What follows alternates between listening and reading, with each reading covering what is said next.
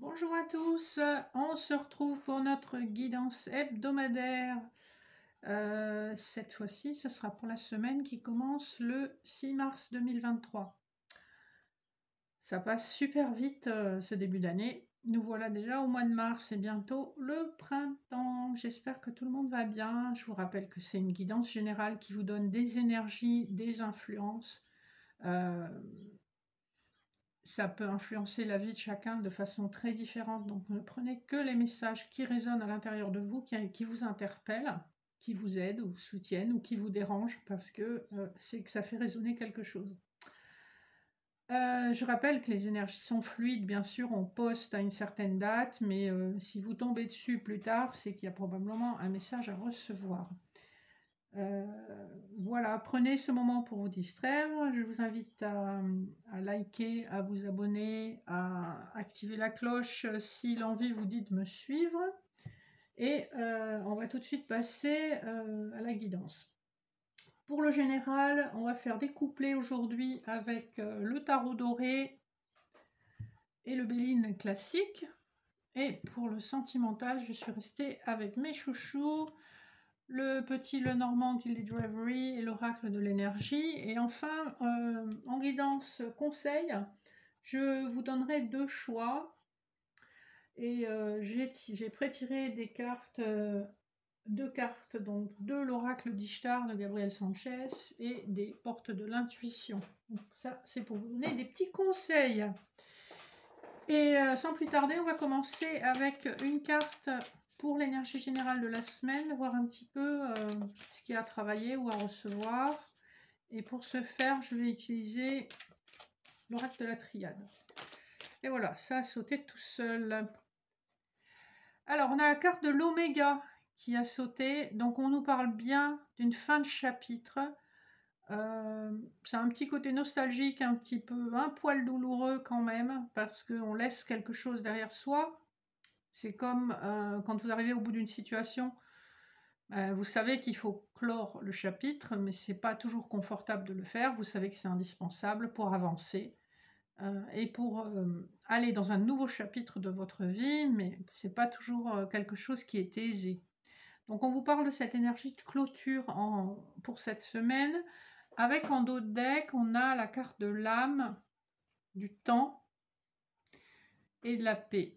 On voit que j'ai vraiment le sentiment que vous percutez, vous réalisez, vous comprenez quelque chose qui a une forte influence sur votre paix intérieure, en tout cas sur le plan spirituel. Et on voit que vous aurez mis beaucoup de temps à comprendre, à avoir ce déclic et à vous positionner avec la carte de l'âme. Vous vous positionnez, vous dites ce qui vous convient, ce qui ne vous convient pas. Et ça vous permet de passer à autre chose. Donc c'est une semaine où on peut être encore émotionnellement perturbé, bousculé, parce qu'on s'affirme et que c'est pas facile, parce que probablement c'est quelque chose qu'on n'a pas l'habitude de faire.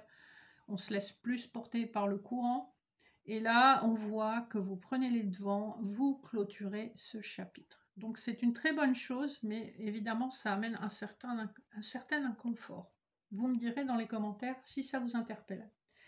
Alors, pour les couplets du général, des énergies générales, on va d'abord examiner le dos de deck du tarot doré. Je vous rassure, j'ai bien mélangé les cartes avant de les tirer. Alors, en dos de deck, qu'est-ce qu'on a? On a le chevalier de denier, le 2 d'épée, le 4 d'épée, le 5 de coupe.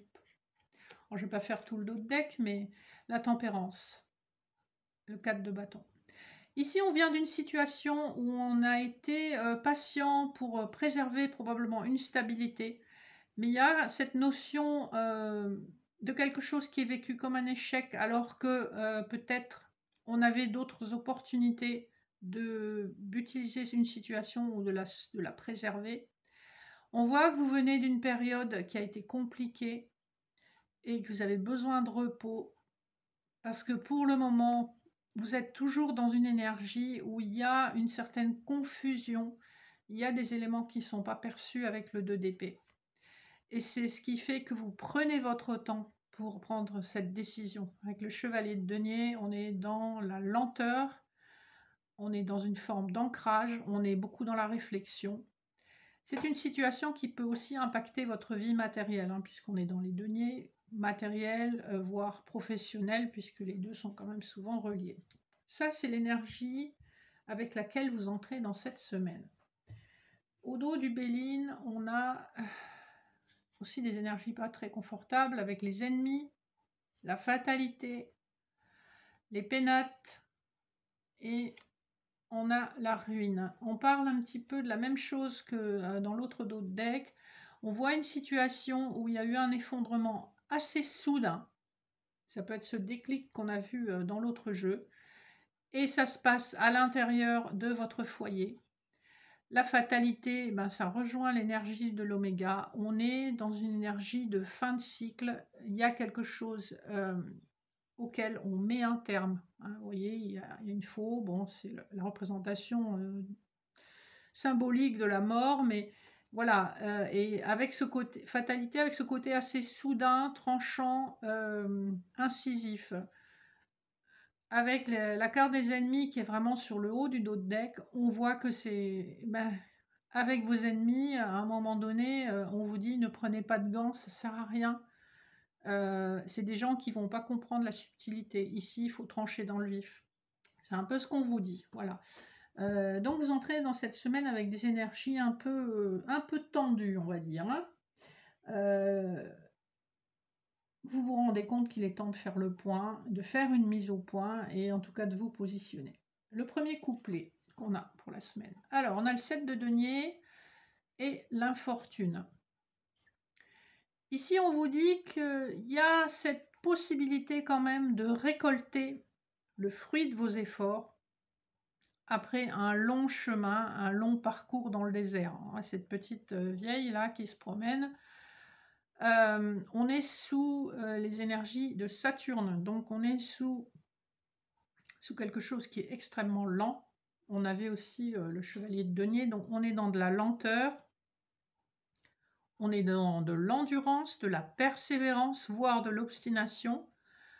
On sent que c'est un parcours qui a été pesant, mais on vous dit avec le 7 de denier qu'il y a quand même, avec cette détermination, il y a une opportunité pour vous de récolter quelque chose.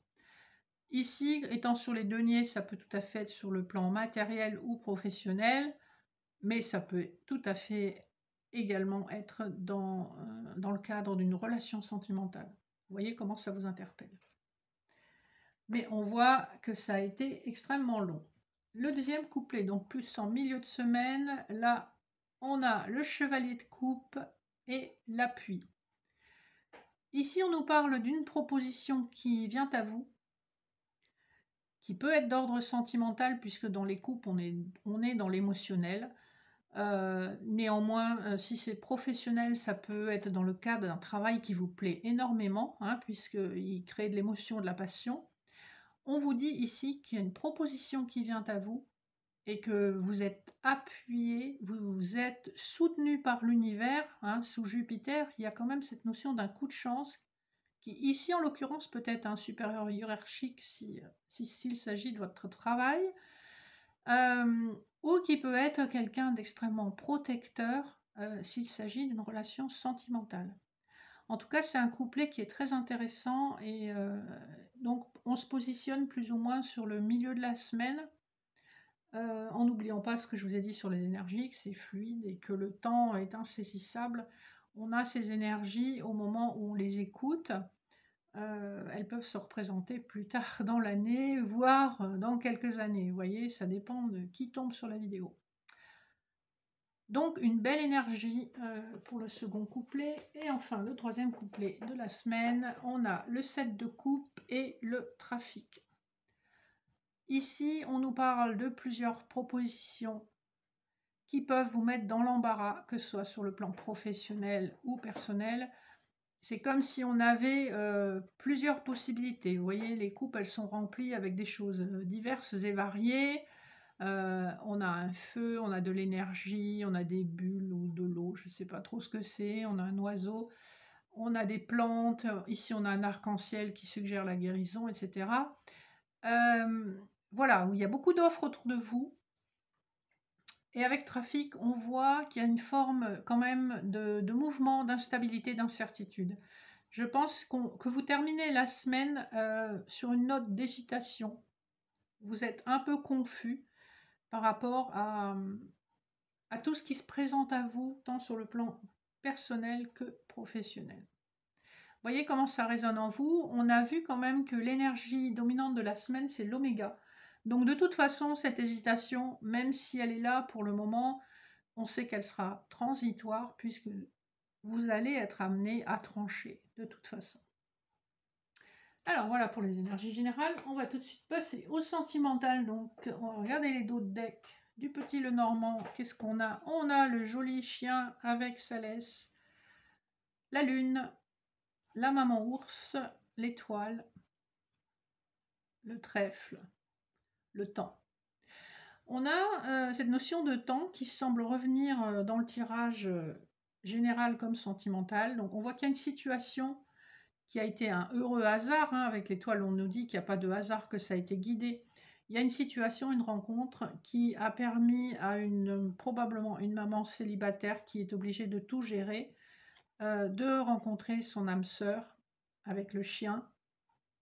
C'est un ami fidèle, mais pour moi, c'est aussi la carte des âmes sœurs. On voit que c'est quelque chose qui est en train de bouger rapidement avec la Lune, puisque dans ce jeu, la Lune nous parle d'une lunaison, donc 28 jours. On voit que vous êtes en plein dedans, cette rencontre. Si c'est une personne que vous n'avez pas encore rencontrée, on vous dit, ben là, c'est vraiment imminent. Sinon, c'est quelqu'un, effectivement, que vous avez rencontré au cours du mois qui vient de s'écouler. Et vous vous rendez compte d'une certaine énergie et de réciprocité, on va dire. Alors, le dos de deck de l'oracle de l'énergie, on a le jardin et le petit portillon, l'ange de l'amour, très jolie carte, la victoire, la famille heureuse et l'abondance, la corne d'abondance. Bon, je ne vais pas tout faire, mais en gros, on est dans des énergies où enfin, on sent qu'on touche du doigt la possibilité de construire une vie à deux, voire une vie de famille pour les personnes qui sont en âge d'avoir des enfants, et de se sentir vraiment apprécié à sa juste valeur et de trouver cette abondance à laquelle on aspire depuis longtemps. Alors, on a cette notion d'un chemin spirituel vers l'abondance. On a avec cette carte la notion d'intuition où on sait que quelque chose est sur le point d'arriver et on patiente au petit portillon du jardin parce que on est dans la foi, on le sent à l'intérieur de soi, on sent que l'ange de l'amour va enfin déposer sa graine en nous et que ça va germer et nous conduire à une forme de victoire puisque nous aurons ce que notre cœur a toujours souhaité, une vie de famille heureuse. Voilà. Donc on est dans ce type d'énergie. Je pense que effectivement, il y a la clôture d'un chapitre qui a été douloureux et qui nous permet enfin d'ouvrir un nouveau chapitre beaucoup plus épanouissant et enrichissant. Alors, le premier couplet, en fait, j'avais deux cartes qui sont venues de l'oracle de l'énergie, donc je les ai prises. On a le mont, la valeur de l'argent et une vraie connexion amoureuse, avec tendresse et bienveillance. On voit que probablement dans une situation, l'aspect matériel a pu être source de blocage pour réunir deux personnes qui s'aimaient réellement. Alors ça peut être des blocages tout simplement au niveau financier, pas les moyens de construire une vie à deux, ou s'il y a un éloignement géographique, voilà, ça amène de la complexité, ou si une des deux personnes ne travaille pas.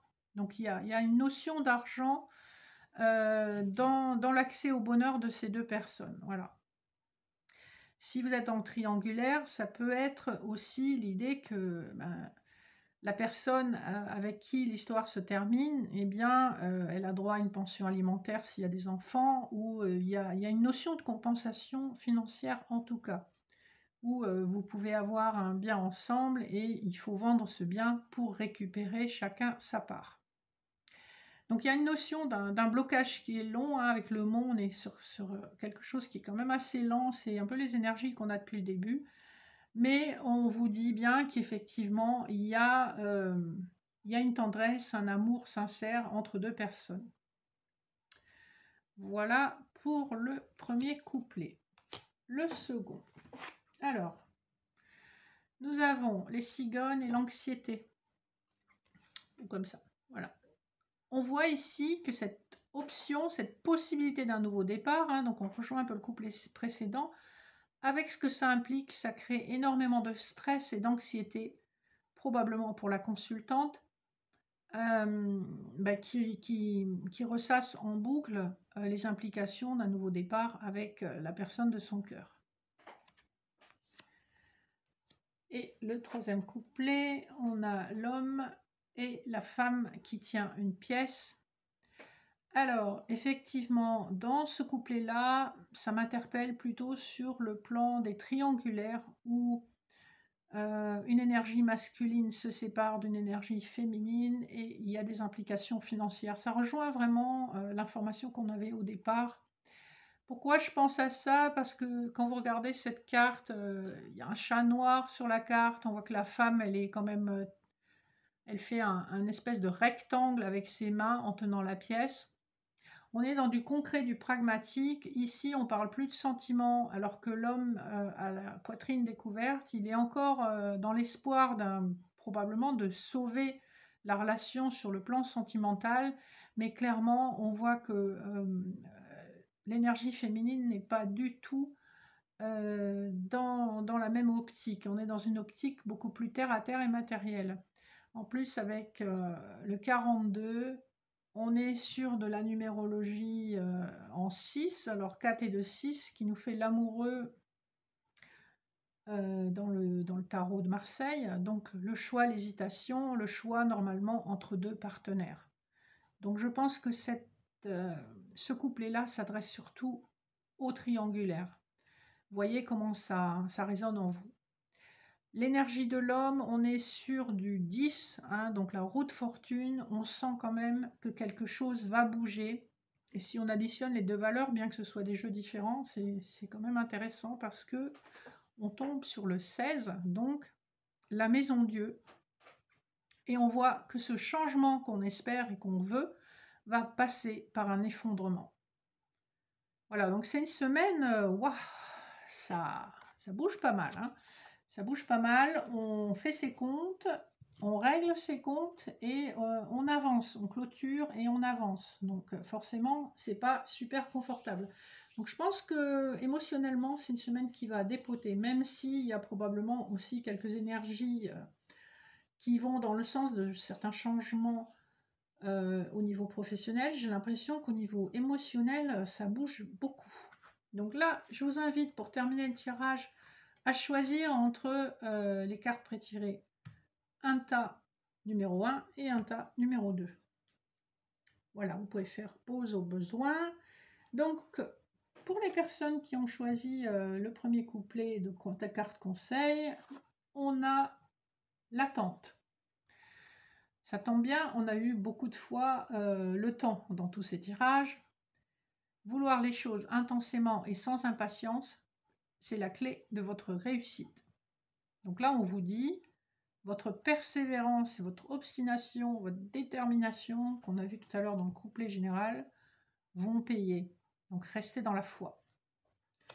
Alors, pour les conseils de l'oracle d'Ishtar pour sortir de l'emprise, on a la carte ailleurs. Donc c'est intéressant parce qu'on nous parle vraiment d'une concrétisation qui se trouve à un autre lieu ou vraiment pas dans le sens où vous imaginiez. Je vais vous lire ce qui est dit. La carte ailleurs désigne votre envie de changement, qu'il s'agisse d'un besoin de changer nos habitudes, de changer de lieu de manière ponctuelle ou définitive. Il s'agira de répondre à une invitation, une envie de nous évader, voire de nous réinventer. Avec cette carte, nous déployons nos ailes et nous nous concentrons sur de nouveaux objectifs, sur des envies nécessaires à notre évolution. Symboliquement, la carte peut désigner un lieu, mais aussi quelque chose d'immatériel, comme un changement émotif ou certaines pensées. Elle est la clé de la transformation et de l'évasion. Envol et destination sont les maîtres mots. Nous serons dans la projection du changement. Désignant aussi le déracinement des schémas ancrés, elle représentera également les voyages, qu'ils soient physiques ou symboliques, comme le voyage intérieur. Et la question à vous poser, c'est: suis-je à ma place ici, en cet instant? Voilà pour le premier choix. Le deuxième choix, alors, porte de l'intuition, nous avons la manipulation. Maîtrisez vos pensées négatives et ne vous laissez plus manipuler par elles. Voilà, arrêtez de tourner en boucle en fait. Soyez ancrés, faites quelque chose de concret pour sortir de la roue du hamster. Et pour l'oracle d'Ishtar, nous avons renaître. Donc c'est plutôt sympa. Je vais vous lire la signification. Alors, renaître. Dans la carte renaître, nous retrouvons Képer, signifiant celui qui vient au monde, renaître à soi, symbolisant le disciple. Quand j'ouvrirai mes ailes, je ressusciterai. La signification de Képer dans l'écriture hiéroglyphique est arriver à être. Nous serons donc, avec cette carte dans la Renaissance, la découverte d'un être révélé. Elle annoncera le besoin d'évoluer, de renouveau dans votre vie. Qu'il puisse s'agir du domaine professionnel, sentimental ou autre, la carte renaître indiquera de nous concentrer sur nos besoins de changement. Dialogue intérieur, comment travailler à ma reconstruction? Voilà, c'est des messages forts, je trouve, qui complètent bien les informations qu'on a eues dans les tirages généraux et sentimentaux. Donc, je vous invite à laisser pénétrer ces messages à l'intérieur de vous et voir comment ils touchent une corde sensible ou comment ils résonnent par rapport à vos attentes et vos besoins du moment. Voilà, je vous remercie de me suivre. N'hésitez pas à liker, partager, commenter, ça me fera toujours plaisir. Et je vous dis à une prochaine fois pour la suite de nos aventures. Merci, bye bye.